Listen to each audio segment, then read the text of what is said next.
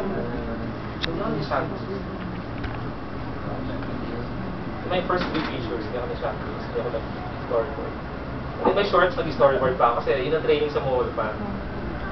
Storyboard, may storyboard lesson. I hope it answers your question. And then isang camera lang yung ginagamit? Yes, isa lang. Minsan lang ako nag-2 cameras.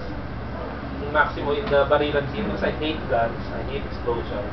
Tapos sasabog kasi yung sa tatay. Nagpunta ko 2 camera, ayoko yung picture, kawawa naman yung actor. So doon nag-2 cameras ako.